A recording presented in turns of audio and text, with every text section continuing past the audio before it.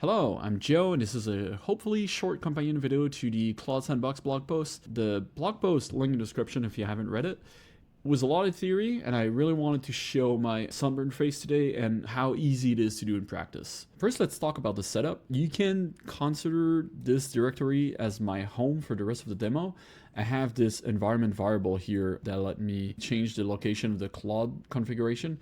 So this .claude here is basically the same as my global config for the rest of the demo. So for all intended purposes, this is my home now.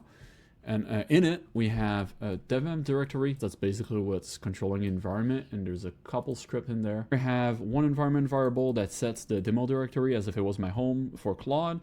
And basically a hello world danger script. This one modifies a file. It touched the file, so updates the last modified timestamp. I have this .claude directory that's basically brand new. It's the same as if you were to set up a brand new Claude Code. The only difference is I've already logged in with my Claude subscription, but the configuration is empty. I also have this workspace directory, and I have Project Alpha and Project Beta. Just imagine they are microservices and we want to work across them somehow. In here, I have a terminal open in Project Alpha and one open in Project Beta. Let me start two Claude in it.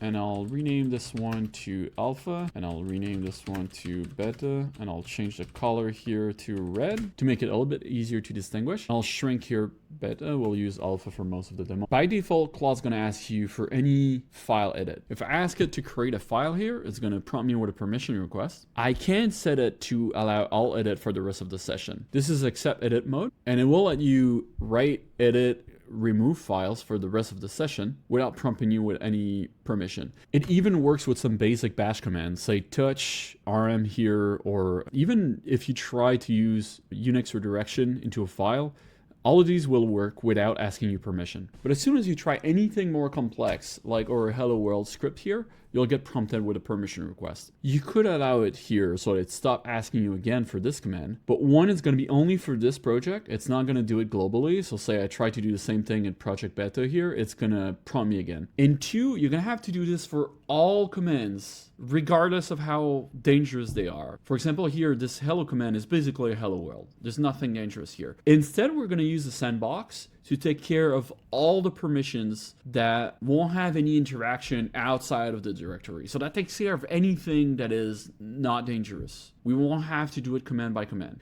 Instead, we'll use a /sandbox command. This will turn it on only for the project in the settings.local. So if I was to do this and turn on the sandbox with auto allow, you'll see what it does is it creates a settings.local.json with the configuration. This means that the sandbox will only be turned on for the current project, and I'll have to turn it on every time I change project. And if you're like me and you open Claude in any random directory whenever you need it, it's pretty much always going to be off. It's going to be just as complicated to turn it on per project than it is to just authorize all the permission requests. So what I suggest you do for almost all permission that are added to the settings.local.json for your given project is look at it and ask yourself, would this be better in my global configuration? And in this case, it would be. What I argue is that the sandbox being on by default is a better default. And if you want to turn it off per session or per project, you can do that afterward. But for now, we're going to turn it on globally. So I'm going to take this configuration that was added to my settings.local.json,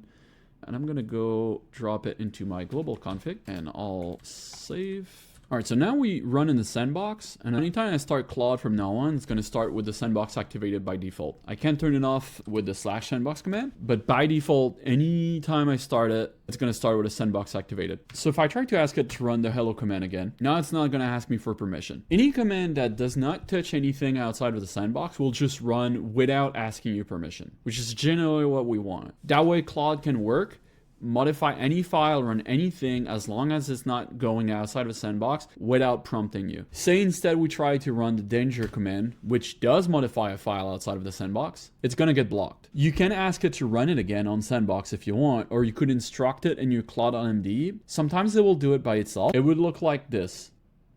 It's going to retry the command, but this time outside of the sandbox, and it will get escalated to the regular permission system, just as if we didn't have the sandbox running. So just like this, out of the box with nothing complicated, the sandbox itself lets you ignore most permission requests and will surface the permission requests that modify things outside of the directory through the regular permission system. From time to time, you'll hit commands that are safe to run, but do modify things outside of the sandbox. And if you had to tell Claude to run it on sandbox every time, that gets a bit tedious. I mentioned how to deal with this in the blog post, but basically in the sandbox config, you can add an exclude command array with all the commands that you want to exclude from the sandbox. So if I save this and I try to have it run danger again, notice that it runs automatically on sandbox. It did not hit the error as the first time, which means that it gets escalated to the regular permission system.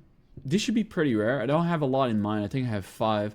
But anytime there's a command that needs to do something outside of the sandbox, I put it here. If it's a command I run often, I don't want to have Claude try it and then retry it without the sandbox. It's just more practical to have it try on sandbox every time. It's important that you differentiate this from the permission request. What this do is when it's going to try to run the command, it's not going to run it in a sandbox. It doesn't automatically allow it. That's the next step. Now, we look at this command and you have to decide, is this a command that I think is safe to run? If it is, you can allow it so that it doesn't ask you again. Just be aware that if you do this, it's going to do it into the settings local. Is it a command that's going to be ran only for this project? In this case, no. So I'm going to take it and I'm going to move it to my global config, just the same as the sandbox config we did earlier. So now if I was to move to my other project and ask it to run the danger command, it's also able to run it outside the sandbox without asking you permission. So you have an escape hatch to the sandbox. It's not all or nothing. So you could have a script that wraps a dangerous command to make sure that it uses the dangerous command only with whatever inputs you think are safe. For example, I was to ask Claude to write me a script that allows me to touch files, but only files that have test in their name. I'm gonna let it create a script. So I'm gonna add the script here as an excluded command. Notice the wildcard here at the end. I'm gonna ask it to run it on a file that is outside the sandbox. It should ask me for permission because it's not in the allow list yet.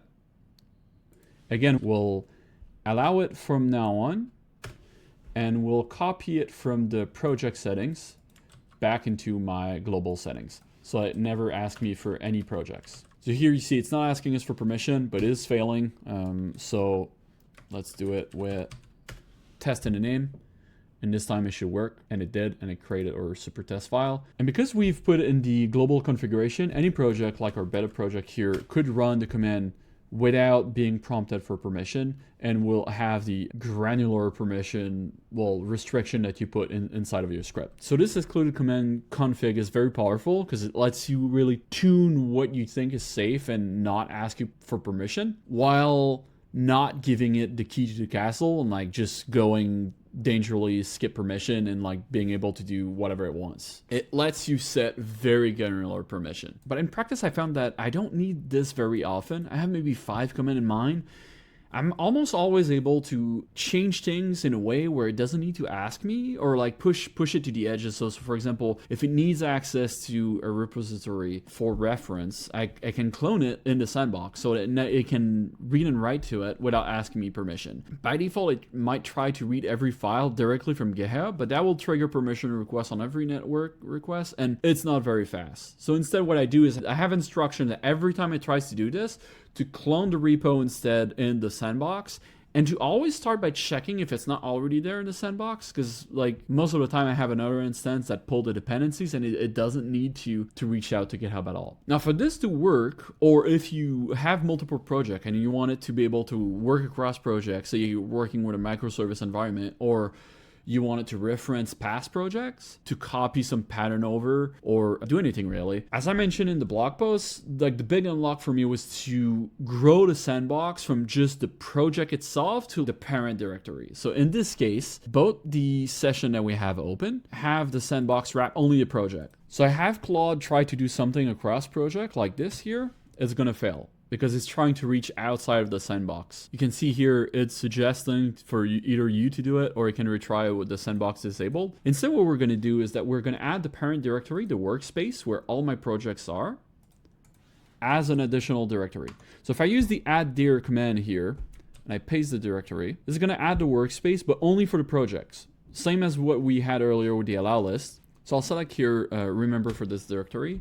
This is going to modify the project settings. It's not going to modify my global settings. So I'm going to take this, I'm going to copy it over to my global configuration. And from now on, any Claude session I start will have the workspace as an additional directory. Meaning now that I've grown my sandbox from just my project to the parent directory. So if I try this again, now you can see it just does it without asking me permission. It just works because it's still in the sandbox. Similarly, if I go here and ask it to touch a file inside the other project, it's also able to do it without asking me permission because I've moved the setting to my global config. If you set up your Claude that way, and every time you have a permission request, instead of just clicking yes or yes for the project, you stop and ask yourself where this should go and how you should deal with this from now on, you'll very quickly never be asked for permission, except in rare cases where it should ask you for permission. And when I say very quickly, I'm talking probably like 20-30 minutes. Just working with it, it's going to be very fast. Like after a session or two, it's the sandbox alone takes care of most permissions. Now there's one type of permission request that you won't be able to automatically approve. Anytime there's a variable expansion, so for example here I'm trying to have it do the same command that we had earlier, the hello command, it's going to ask me for permission and it won't even let you automatically approve it. And the reason is that there is some security implication to a variable expansion. So they just block it. So you probably should have some instruction in your Claude IMD to not use variable expansion. I've seen Claude really like to work in the temp directory, which is fine because Claude has a directory in the temp directory that is part of the sandbox, but it still asks you for permission because Claude likes to refer to it using either the temp dir or the temp prefix variable. So I have some instruction to tell it to not do this, to use absolute pat, and it works fine. I also have instruction that tells it not to use variable expansion. It's better if it tries to write a script in a temporary directory and run that. It's the same here. If I try to have it run this, it's not going to work. But if I put in a script and I ask it to run it, then it works. So yeah, just a caveat there. That's pretty much it. We haven't touched network requests here, but if you read the blog post, I address them. Don't forget, it's not just about the configuration. You also can use Claude IMD to modify its behavior, say around the skip sandbox flag that it has on the bash tool. But yeah, I'm not going to show it here, but you can pretty much do the same thing with Codex. Under the hood, they both use the same sandbox system. So if you prefer to use Codex instead, you can get a very similar behavior. Okay, bye.